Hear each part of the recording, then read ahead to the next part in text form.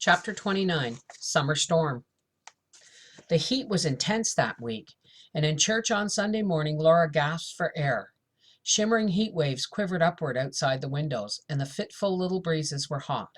When church was over, Almanzo was waiting outside to take Laura home. As he helped her into the buggy, he said, "Your mother asked me to dinner, and afterward we'll exercise these horses again. It'll be hot this afternoon," he said in the buggy, "but driving will be pleasanter than sitting in the house if it doesn't storm." "My feathers are sewed on tight," Laura laughed, "so let the wind blow." Soon after Ma's good Sunday dinner, they set out, driving southward over the gently rolling endless prairie. The sun shone fiercely, and even in the shade of the swiftly moving buggy top, the heat was oppressive. Instead of flowing smoothly and cool, the breeze came in warm puffs. The shimmering heat waves made a silvery appearance that retreated before them on the road ahead like water, and phantom winds played in the grasses, twisting them in frantic writhings and passing on and up and away. After a time, dark clouds began to gather in the northwest, and the heat grew still more intense. "This is a queer afternoon. I think we better go home," Almanzo said. "Yes, let's do, and hurry," Laura urged. "I don't like the way the weather feels."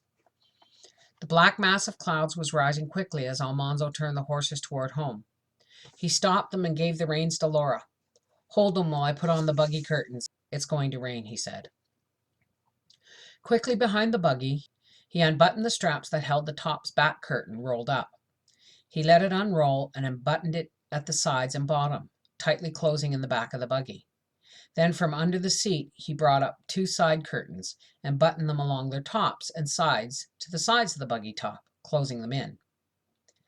Then back in his seat he unrolled the rubber storm apron and set the pleat in its bottom edge over the top of the dashboard where it fitted snugly. Laura admired the cleverness of this storm apron. There was a slot in it that fitted over the whip socket, so the whip stood up in its place.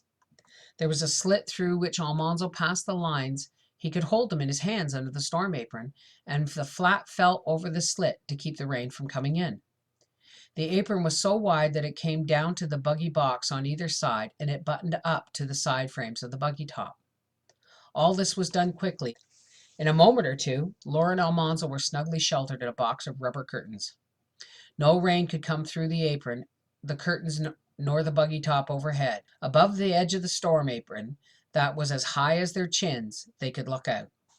As Almanzo took the lines from Laura and started the horses, he said, "Now let it rain." "Yes," said Laura, "if it must, but maybe we can beat the storm home." Almanzo was already urging the team. They went swiftly, but even more swiftly the black cloud rose, rolling and rumbling in the sky. Laura and Almanzo watched it in silence.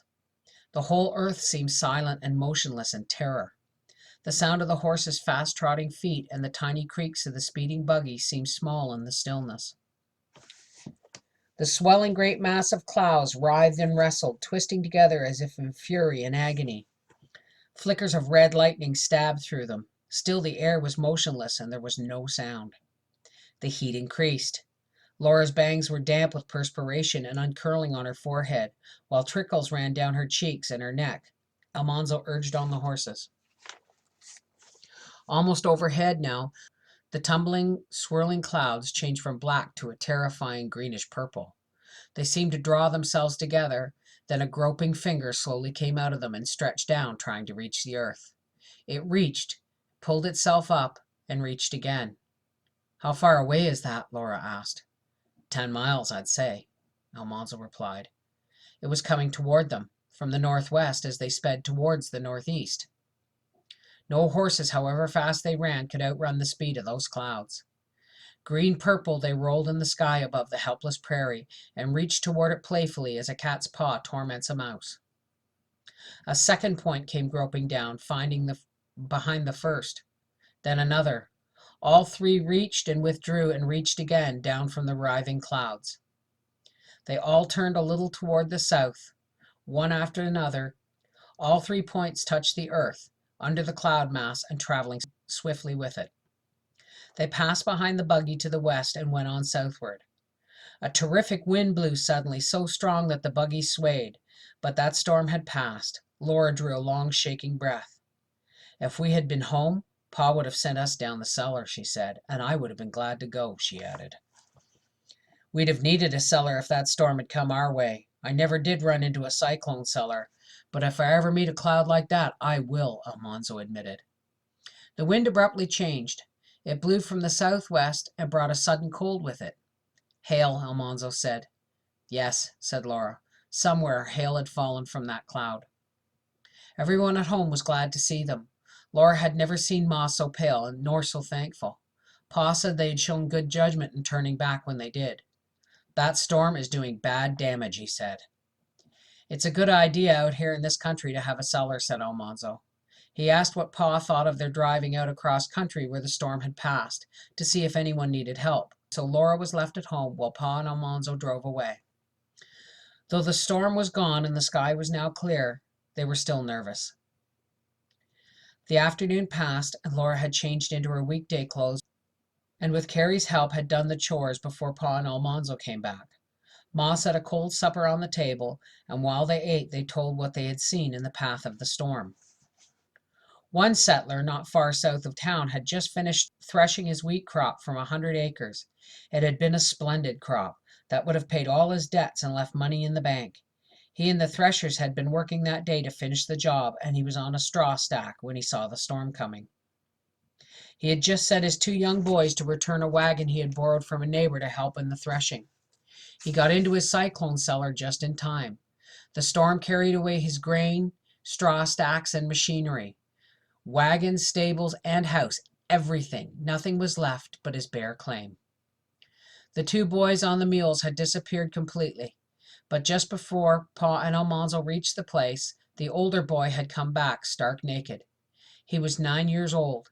He said that he and his brother were riding the mules home, running when the storm struck. It lifted them all together and carried them around in a circle in the air, still harnessed together side by side. They were whirled around faster and faster and higher until they began to get dizzy, and he shouted to his little brother to hold on tight to his mule. Just then the air filled thickly with whirling straw and darkened so that he could see nothing. He felt a jerk of the harness breaking apart, and then he must have fainted, for the next thing he knew, he was alone in clean air. He could see the ground beneath him. He was being carried around in a circle, all the time sinking a little until finally he was not far above the earth. He tried to spring up to get his feet under him, and then struck the ground running, ran a little way, and fell. After lying there a few moments to rest, he got up and made his way home. He had come to the ground a little more than a mile from his father's claim. There was not a shred of clothing left on him. Even his high-laced boots had disappeared, but he was not hurt at all. It's a mystery how his boots had been taken from his feet without so much as bruising them. Neighbors were searching far and wide for the other boy and the mules, but not a trace could be found of them. There could hardly be a hope that they were alive. Still, if that door came through, Almanzo said. What door? Carrie wanted to know. That was the strangest thing Pa and Almanzo had seen that day. It happened in another farther south. Everything had been stripped clean off his place too.